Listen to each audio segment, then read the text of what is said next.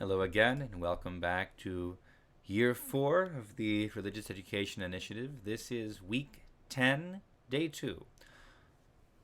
With everything that we've seen in the life of Jacob the patriarch, and all the pain and conflict that has proliferated for him since we saw him born several weeks ago, the most important point that we have seen remains the vision by which the Lord called him to be the vessel of the covenant, the heir of God's promise to Abraham, when Jacob saw the ladder from heaven to earth at Bethel.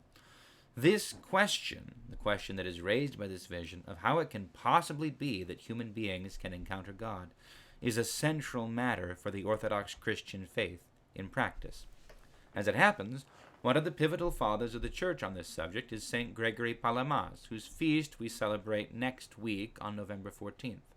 St. Gregory was arguing in his life with a certain Varlam from Italy, and Varlam claimed that God could only be understood with the educated and rational mind. In opposition to him, St. Gregory affirms that God can be known in truth, in his energies, but not in his essence.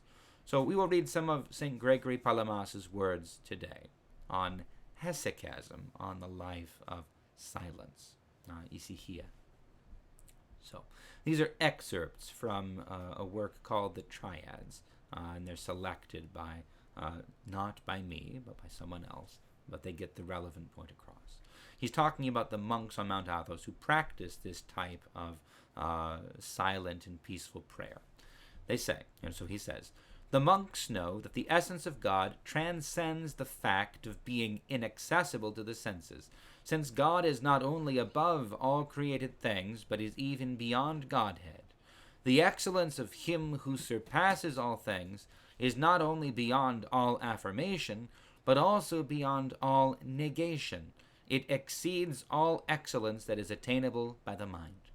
This hypostatic light, this personal light, seen spiritually by the saints, they know by experience to exist, as they tell us, and to exist not symbolically only, as do manifestations produced by fortuitous events, but it is an illumination, immaterial and divine, a grace invisibly seen and ignorantly known.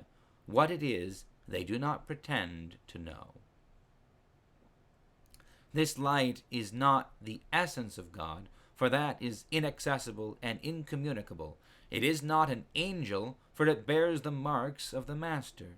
Sometimes it makes a man go out from the body, or else, without separating him from the body, it elevates him to an ineffable height. At other times it transforms the body and communicates its own splendor to it, when miraculously, the light that deifies the body becomes accessible to the bodily eyes. Thus, indeed, did the great Arsenius appear when engaged in hesychastic combat. Similarly, Stephen, while being stoned, and Moses when he descended from the mountain. But hesychasts know that the purified and illuminated mind, when clearly participating in the grace of God, also beholds other mystical and supernatural visions, for in seeing itself, it sees more than itself. It does not simply contemplate some other object or simply its own image, but rather it sees the glory impressed on its own image by the grace of God. This radiance reinforces the mind's power to transcend itself and accomplish that union with those better things that is beyond understanding. So the union is beyond understanding, the union with better things. By this union, the mind sees God in the spirit in a manner transcending human powers. You claim that the mind can see God only when purified not only of the passions, but of groans as well. But the saints make no notion of the latter. They purify themselves of evil passions and transcend all knowledge by uninterrupted and immaterial prayer, and it is then that they begin to see God. Let us not then turn aside, incredulous before the superabundance of these blessings, but let us have faith in him who has participated in our own nature, and granted it in return the glory of his own nature, and let us seek how to acquire this glory and see it. How?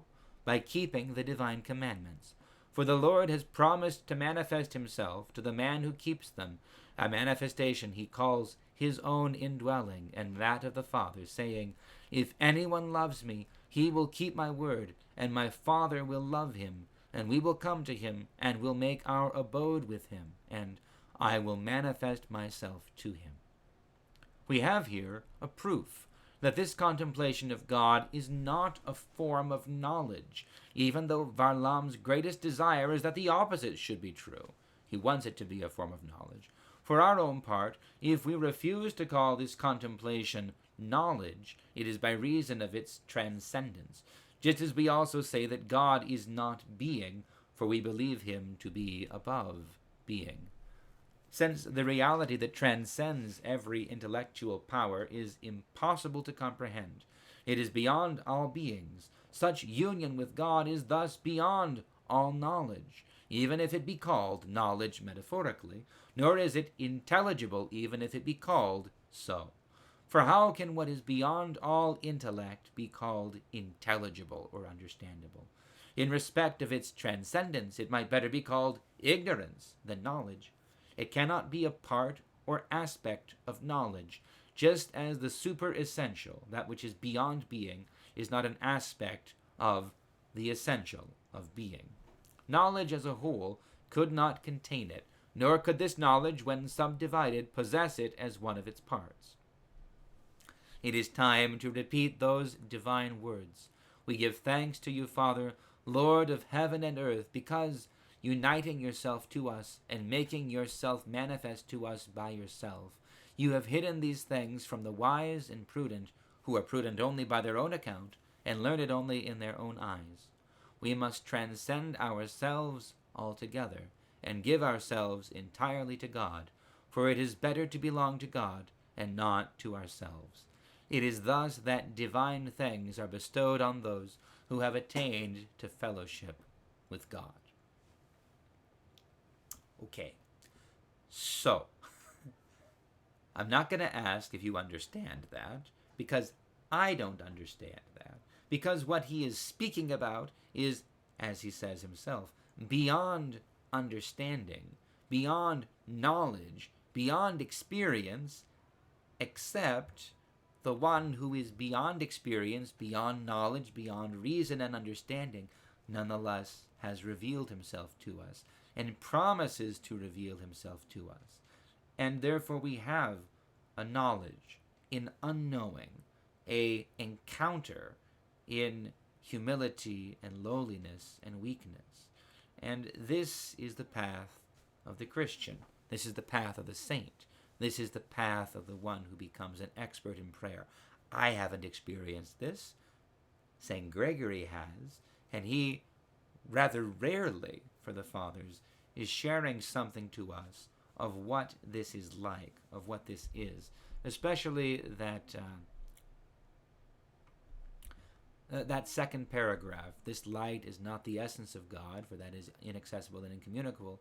Sometimes it makes a man go out from the body, sometimes it elevates him without separating him from the body. He's describing what this is like. He gives scriptural passages too, from the history of the monastics, St. Arsenios the Great, from scripture, St. Stephen, the first martyr, who sees God as he is being stoned, and appears, shines with a bright light, and Moses, who when he comes down from the mountain also is shining with a bright light that is not his own. So the point of this, the takeaway is from St. Gregory Palamas, is that no, we can't explain God, which has been the project of some in the West. We can't gain an understanding of him by reason and deduction, but we can encounter him. We can, through faithfulness and obedience, through obeying the Lord's commandments, we can encounter the Lord. He will reveal himself to us and give us a knowledge that is beyond understanding, give us an encounter that is beyond being. Not because we transcend being, but because he does. And this becomes then the mark of holiness, of sanctity, of sainthood. I'm gonna.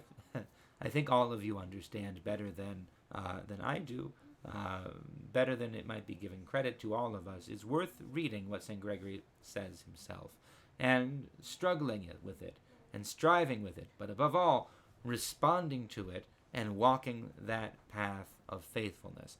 Struggling and striving as we see Jacob do, not perfectly, but without flagging, without giving up.